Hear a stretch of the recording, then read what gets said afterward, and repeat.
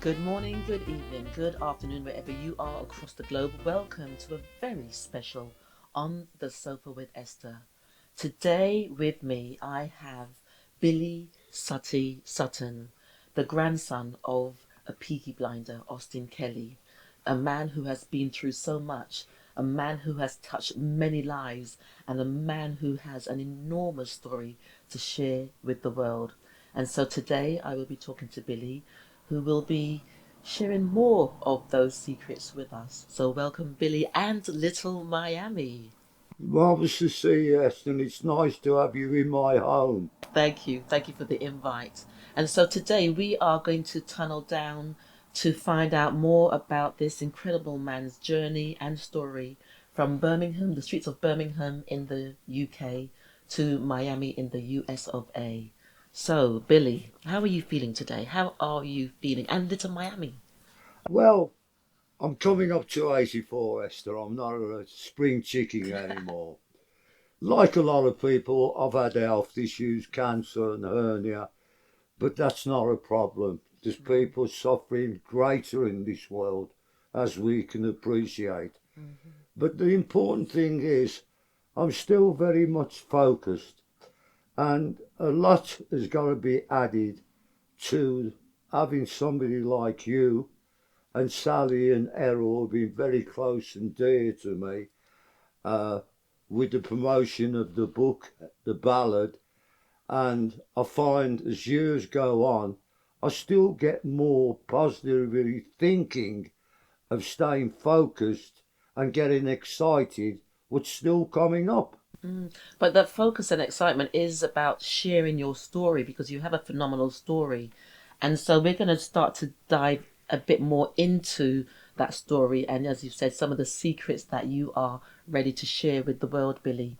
And from previous interviews, you've talked about working with the Miami police, the awards you've received from that, um, the dangers that you've faced as well.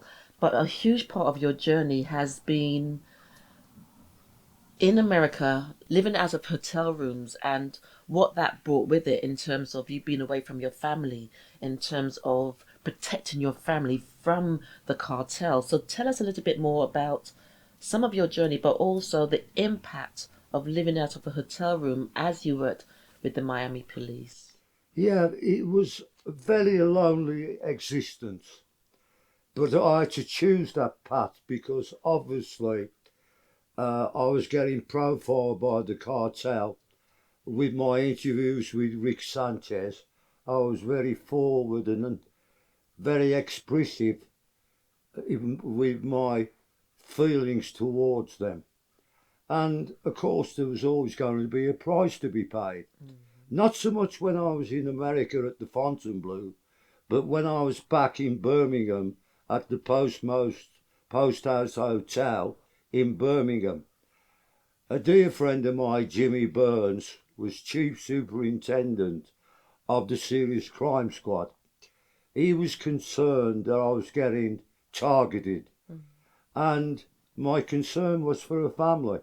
And Jimmy, God bless his soul, he protected cleverly two former wives, a mother, a son, and two girls from a distance, but very secured. It gave me a bit of satisfaction to think that if they did come at me, they couldn't come at my family. Okay. Because we're talking about these people, the cartel, had no scruples. Mm. They took no prisoners. And I did have an effect on them in a way. I spoke very strongly against them in America, particularly.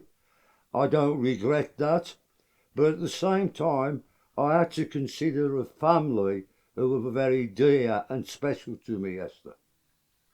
And how did that impact on you personally? Because you were also attending AA meetings throughout this journey of yours.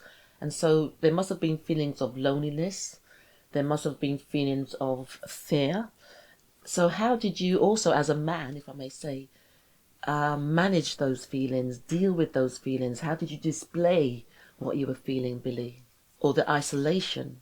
I think AA was the key, Esther, where I could express my feelings round the table to fellow recovering alcoholics.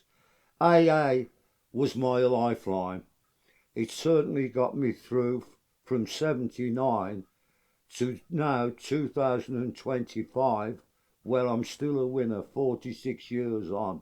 Fantastic. Loneliness can make an impact on you, but to be perfectly honest, developing Little League and drug campaigns when I was back in Birmingham, I wasn't tucked away in a hotel room for hours. I was active, I was focused, I was on a mission. And that did take a lot of my time up to not start thinking and worrying about the consequences that these cartel could kill me and certainly come at my family. But AA meetings in Birmingham I regularly went to. I got the recharge. I was amongst friends. And the most important thing, I had the guardian angels over me. I totally believe all the years I was in Miami, in Birmingham, the guardian angels were over me for a reason. To keep me sober, to keep me alive, and keep me on a mission of saving children, not only in the ghettos of Miami, but with the Little League project for thousands of children in Birmingham. And that was my main impact. Okay, so to put things in context a little more, just give us an explanation of what was the Little League project. Yes, you worked with children, but what was the objective? What was the aim? Bonding, quite simple. After the riots in '85, the West Midland police lost control of Handsworth. And what they done, they brought me in as the streetwise Henry Kissinger, which they addressed me as. Being a street kid, I could relate to the communities of the Jamaican and Asians and white, particularly in Handsworth. I developed Little League football for children from 10 to 14 years of age. And the clever thing we done in every league, and I had eventually 21 leagues throughout the West Midlands of all inner cities, Asian, black and white children in the same team. By playing together, they build up the friendship and the bond as the next generation. And I got grandmothers, mothers, fathers, managers, coaches. It was a complete, wonderful experience I developed along with other friends of mine. And to have that great satisfaction in my own city is one of the greatest highlights of my life. And share a little bit more now, Billy, about the connection between Birmingham and Miami. I know we've spoken about this in previous interviews, but just to add a little bit more context as we open up I would say, the Mary Poppins bag of your secrets. So just give us a little bit more context of the correlation between Birmingham and Miami. Well, it was ironical. My second wife, Val, and we're still the greatest of friends today, were in Corfu in the late 70s. We met a wonderful American couple, Chuck and Ada Wolfenstein. Chuck was ex-Vietnam, New York cop, and he was a private eye in New Jersey. And they invited us over. Anyway, they invited us over to come in '86, early '86.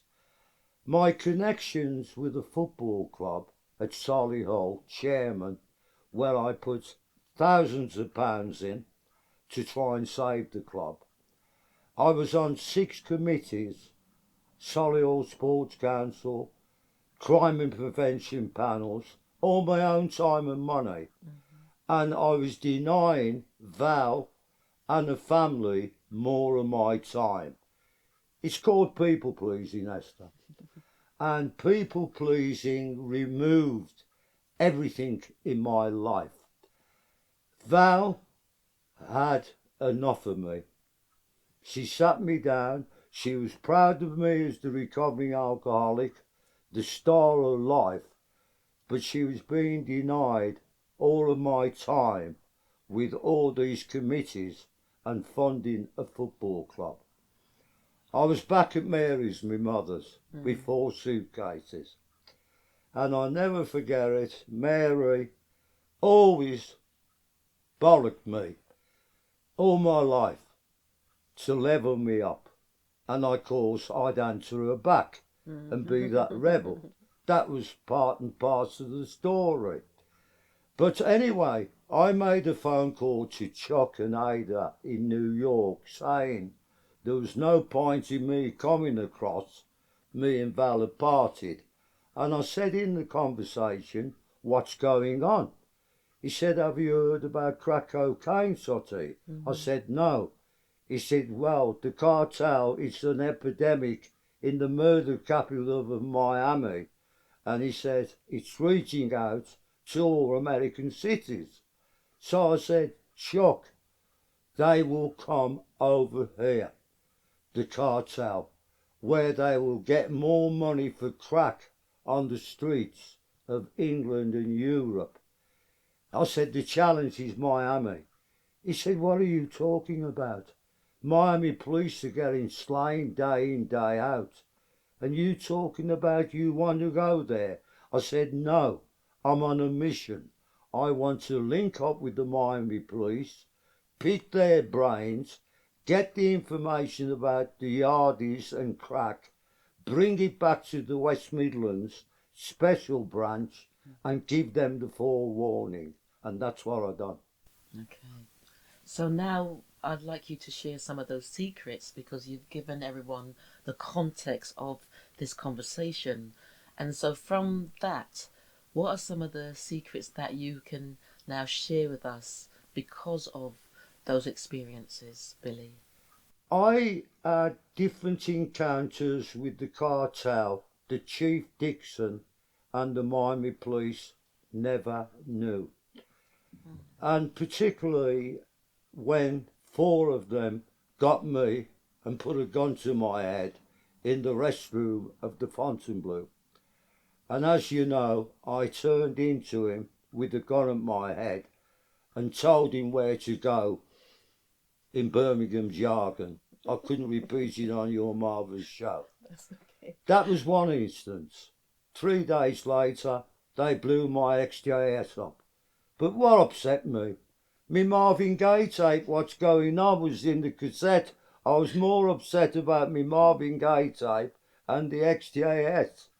But the important thing, also, a dear, dear special friend was Victor Estefan, top Miami cop. He was the uncle of the famous Gloria Estefan, who I happen to know and met on a few occasions. And he was in charge of all the patrol cars that circulated the 32 square miles. And he was forever asking me to go out for a day with him, checking on the security of all the patrol cars.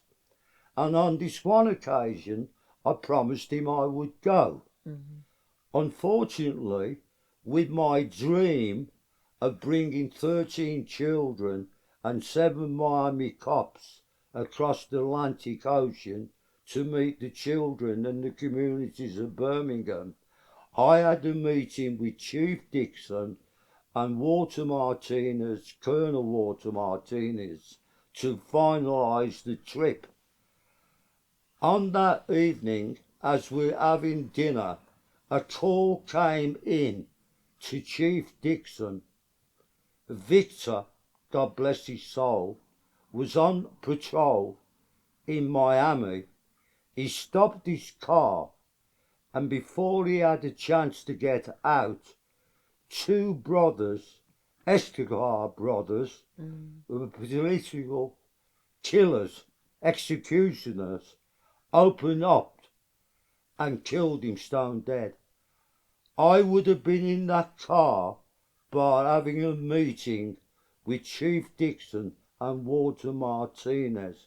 I would have been in that car and slain with him. Ironically, years later, Leon Firtel, top Miami judge, one of my dearest friends, he done the appeal of them two. He couldn't give them the execution, but what he done, he put them away for many, many years. But I went white in emotions when I found out Victor had been murdered by these two executioners. Bar me having a meeting, I would have been in that car with him. So the guardian angels were there again for me, Esther. And how did you process? I know you said you went white with the emotions, but how did you process the emotions? Because what I'm sensing is you are in this really pivotal position, this dangerous position as well, working with the Miami police. You're also working with children, so there's got to be compassion and empathy there.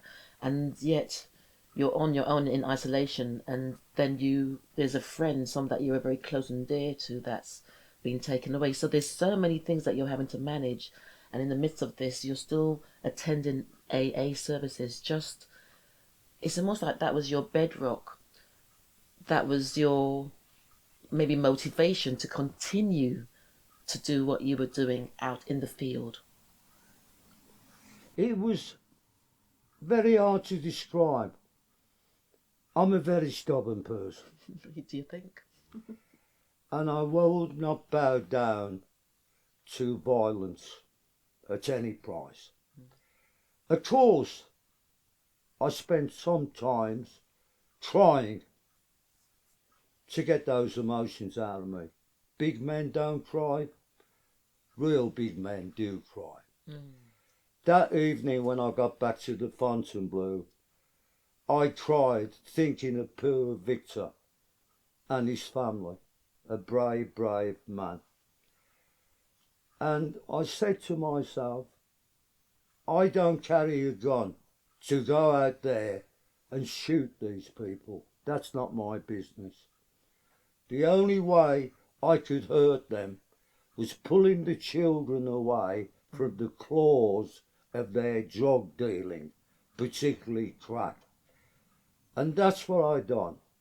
I got to AA every day that week. It hurt me. It hurt me to think a great Miami cop was slain by these low-life executioners. And all I could do, the funeral was amazing. I've never witnessed a funeral like it in my life. I was honoured to be with the chief in his car. There was a cavalcade of 100 cars from every police department in America. We got round the grave.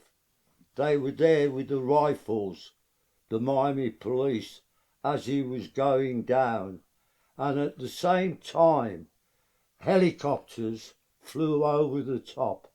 I've never witnessed nothing like it in my life, Esther.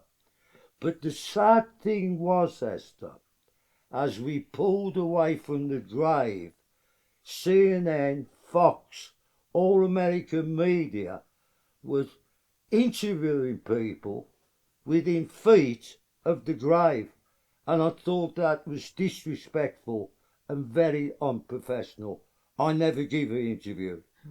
I felt very hurt and I was embarrassed to think they could do that at that period of time. That was quite powerful. It's quite poignant. And so I guess from there then, that must have spurred you on to really fulfill your duties with the Miami police, whatever it took. So what was the next step from there, Billy? What was the next, I would say, pivotal moment of that journey? I think the important thing was I was taking a lot out of myself, more than I realised.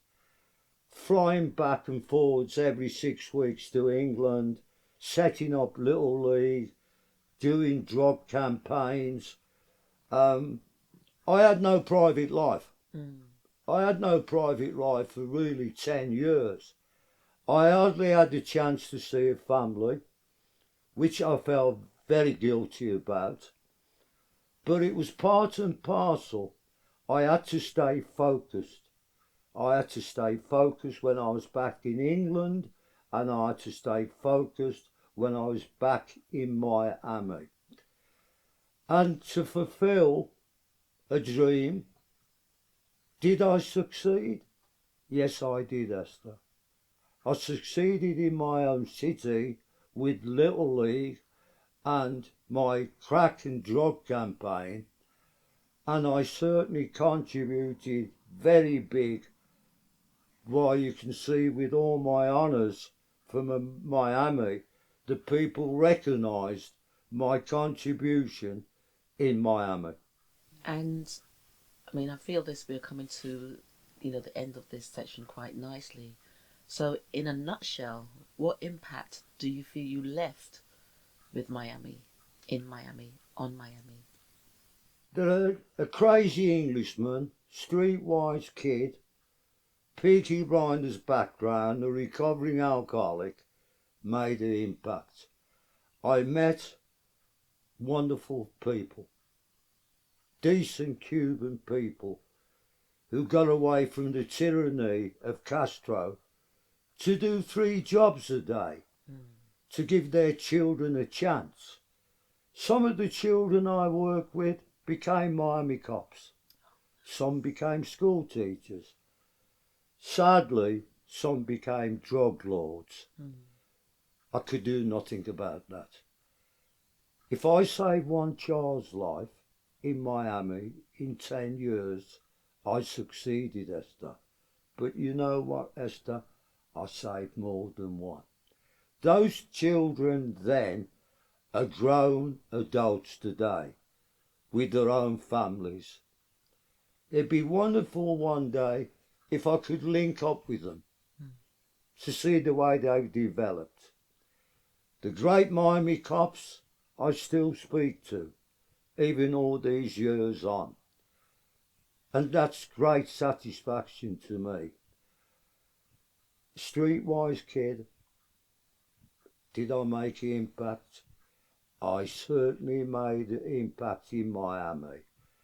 And I'll be grateful from the trust of Chief Clarence Dickson and 1,000 Miami police who took me under their wings to their homes, to their barbecues, to their weddings, to their funerals. I succeeded. Well, ladies and gentlemen, this is Billy Sutty Sutton, and there's a part 2 coming your way. Thank you.